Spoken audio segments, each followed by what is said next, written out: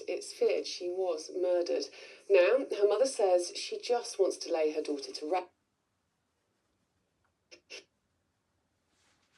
and lived in Thornaby on Teesside, but disappeared one winter's night in Middlesbrough. Peter Harris reports. A grainy image. This is the last known sighting of Natalie Jenkins. I know that Natalie's soul is free, but I want her home. I think that we deserve as a family to have our daughter home. I don't want the people that's responsible for this to feel as if they've got away with it. I don't want them comfortable. It won't end until they bring Natalie back to me. Police searches in the months after Natalie vanished included the area around Middlesbrough's Albert Park. Her mother made a televised appeal for help. It's so out of character. She had a very chaotic lifestyle, but she was always looked after and very loved. And there was a £10,000 Crime Stoppers reward on offer for information leading to a murder conviction. 2 men were arrested in 2020 on suspicion of murder, one of whom has since died. No charges were ever brought. However, Cleveland police say this is still very much a live investigation. Natalie Jenkins is still very much at the forefront. She's very much talked about within the organisation, and we would love very much to bring some offenders to justice and repatriate Natalie with her family. Natalie's family say they just need answers, that somebody knows what happened to their daughter and can give them the closure they so desperately need. Anyone who's out there that's got any information about Natalie and about that horrible night where 1 minute she's talking to me on the phone at least 3 times in that night and then she disappeared, please come forward and tell me what you know. If you're frightened, do it anonymously. Just do it. Peter Harris, BBC Look North. The Health Trust says it is committed to the future of 2 urgent treatment centres in Cumbria, which have been hit by staff shortages. The centre in Keswick was closed for 29 days in the second half of last year. It's also had a knock-on effect in Penrith. Now, after a recruitment drive, the trust that runs both centres hopes to operate a more stable service soon. As Ed Hansen reports.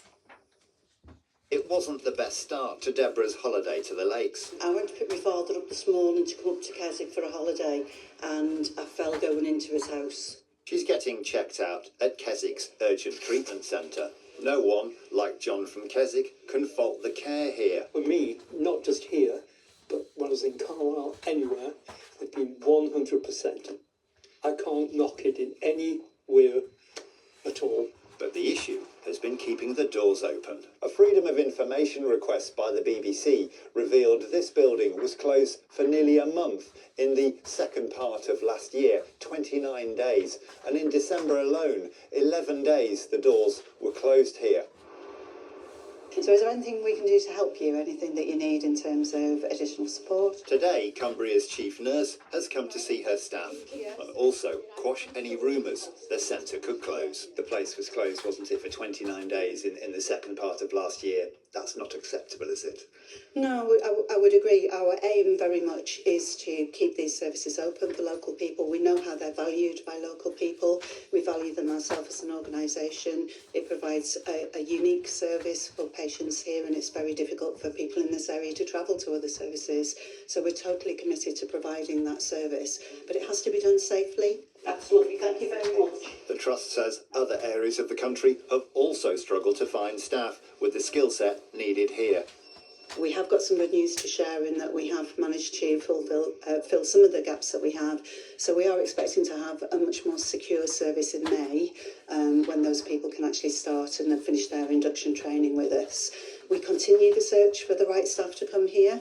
We continue to be committed to the service. Ed Hansen, BBC Look North, Keswick. Now, some of the biggest names in music will be heading to Sunderland in May when the city hosts is BBC Radio 1 Big Weekend. Among the headliners announced so far are Swedish singer Zara Larsson, former One Direction star Louis Tomlinson and Grammy Award winner. But the weekend's also about showcasing local talent. It's been a really long journey, and I've only just started releasing music in the last 3 months, but all the years before that it's been like gig, and it's going to be really exciting me playing like alongside people on the bill who are really, really big artists. It's going to be awesome. Time for a look at the weather now. Here's Ben Rich. Good evening. Some of us got to see a bit of sunshine today. Generally, it was quite a cloudy affair. More cloud in the forecast, more rain at times, but I think especially across the northeast, we should see a little bit of sunshine. Now, as we go through tonight, a lot of cloud around, some splashes of rain.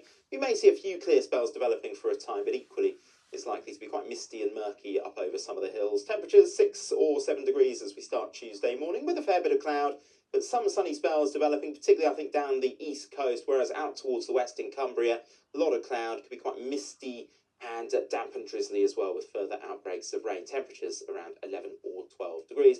Looking further ahead, Wednesday, bright and breezy. Thursday, things will turn wet and windy. That's it from me this evening. Jonathan's back tomorrow during breakfast, but in the meantime, sleep well. Good night.